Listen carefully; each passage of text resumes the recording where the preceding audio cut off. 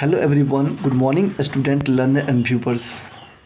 आज हम लोग ऑक्सफोर्ड बेसिक इंग्लिश ग्रामर बिल्कुल फिर से आपके लिए वीडियो प्रस्तुत है। और मैं आपको कुछ इसके बारे में पहले बता दूं कि अगर आपके पास ग्रामर का थोड़ा भी नॉलेज नहीं है तो आप इस बुक को ज़रूर से ज़रूर परचेज़ करें और इस बुक की सहायता से आप बेसिक इंग्लिश ग्रामर को निश्चित रूप से जान लें, क्योंकि बेसिक इंग्लिश ग्रामर ही एक ऐसा माध्यम है जो आपको एडवांस इंग्लिश ग्रामर तक पहुंचने में मदद करता है।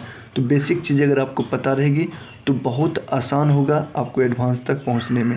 तो आप निश्चित रूप से आज के टॉपिक को ज़रूर देखें। अगर आपके पास ये बुक नहीं है तो बिल्कुल आसानी से मेरे वीडियो के द्वारा आप नोटबुक बना सकते हैं।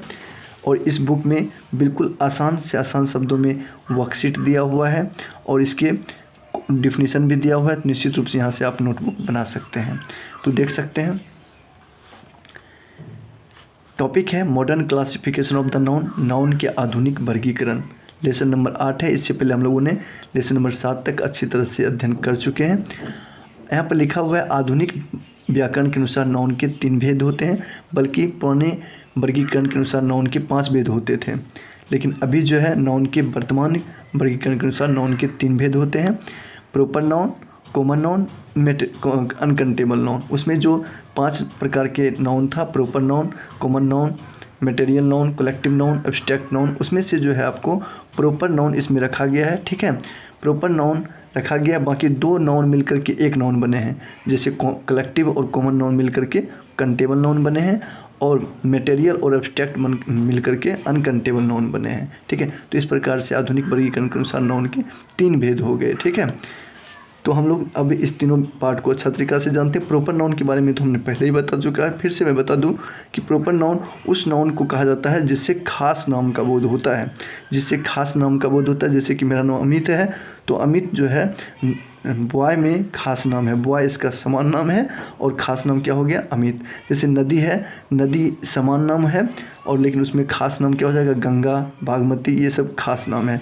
तो इस प्रकार से खास नाम जो होगा उसको हम क्या कहेंगे, प्रॉपर नाउन। जैसे पटना, पटना जो है खास नाम है, इसलिए इसको हम क्या बोलेंगे, प्रॉपर नाउन। तो प्रॉपर नाउन आप आसानी से और भी अच्छा तरीक़ा से समझ सकते हैं पिछले वीडियोज को देख करके। अब चलते हैं हम लोग कंटेबल नाउन को समझते हैं। तो कंटेबल नाउन का मतलब होता है गणनीय संज्ञा। गणनीय संज्ञा यानी जिसको गिना जा सके, जिसको हम गिन सकते हैं, वो गण्य संज्ञा होता है, कंटेबल नाउन होता है। जिस नाउन की गिनती की जा सकती है उसे कंटेबल नाउन कहते हैं। बिल्कुल आसान परिभाषा है, याद रख सकता है, आप जीवन भर याद रख सकते हैं। और इसमें जो है इंग्लिश में परिभाषा भी आसान रूप से दिया हुआ है, बिल्कुल इसे आप याद कर सकते हैं। The noun which can be counted is called the countable noun. The noun which can be counted is called the countable noun. जैसा कि एग्जाम्पल देख सकते हैं, cow, dog, man, boy, girl, Apple. जिसमें जितना भी कॉमन नाउन और collective noun होगा वो सारे कंटेबल नाउन होंगे, इसलिए इसमें कॉमन नाउन और कलेक्टिव नाउन के उदाहरण जो भी हैं बिल्कुल आ जाएंगे। जैसे विलेज हो गया, रोड हो गया, इसको हम गिन सकते हैं, तो ये सारे क्या हो जाएगा, कंटेबल नाउन। ठीक है, नेक्स्ट हम लोग बढ़ते हैं अनकंटेबल नाउन। जिस नाउन की गिनती नहीं की जा सकती है उसे अनकंटेबल नाउन कहते हैं। साफ साफ लिखा हुआ है कि जिस नाउन को हम नहीं गिन सकते हैं।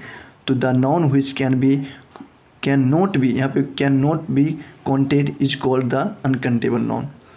जैसा कि आप देख सकते हैं एग्जांपल है water, well, milk, Honey, gold, silver. ये सारा जो भी कलेक्टिव नाउन और मटेरियल नाउन, एब्स्ट्रैक्ट नाउन के जो भी पिछले ग्रामर के अनुसार जो नाउन के भेद थे, उसमें से मटेरियल नाउन और एब्स्ट्रैक्ट नाउन की जितने भी एग्जांपल हैं बिल्कुल अनकंटेबल नाउन हो जाएंगे।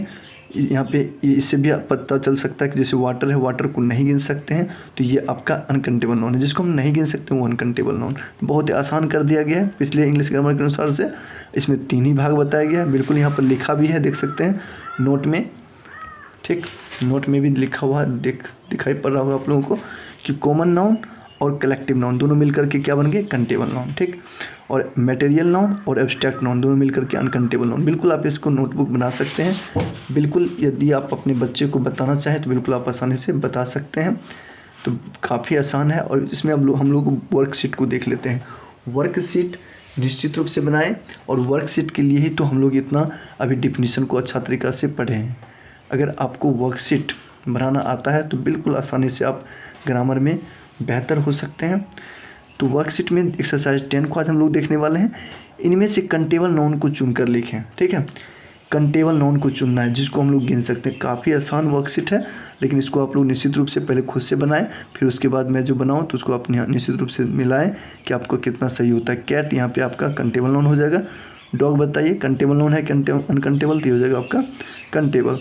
Cow countable, book countable, class countable हो जाएगा, ठीक है। गोल्ड अनकंटेबल हो जाएगा। इसमें हमको कंटेबल को सिर्फ चूज करना है।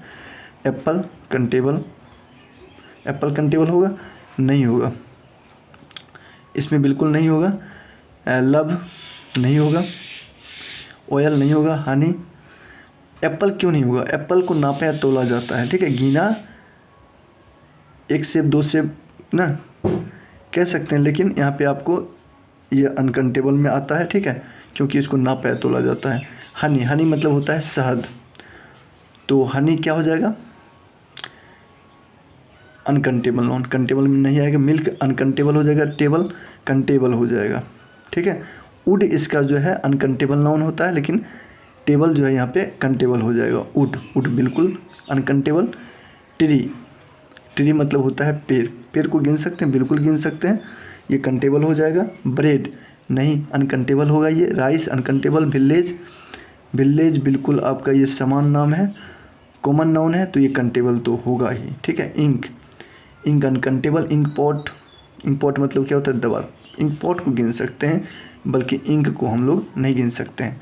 तो बिल्कुल समझ में आ रही होगी वर्कशीट, तो आप इसे निश्चित रूप से शेयर करें। अन्य बच्चों तक बिल्कुल ईजिली ढंग से समझें।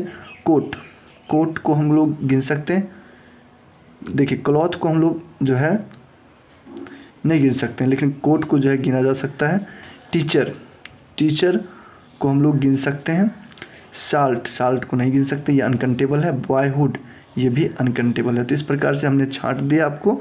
बिल्कुल इस प्रकार से आप भी इसको बिल्कुल बना करके आप समझ सकते हैं नाउन को।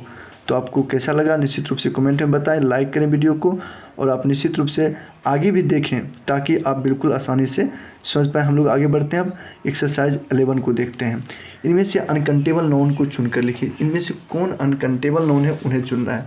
तो बिल्कुल अभी हमने कंटेबल नाउन को चूज किया, अनकंटेबल नाउन भी इसी प्रकार से हम लोग चूज कर लेते हैं, और बिल्कुल हम लोग आसानी से इस टॉपिक को समझ लेते हैं। तो इसमें इंक जो है अनकंटेबल नाउन है। पेन क्या हो जाएगा? कंटेबल नाउन, ठीक।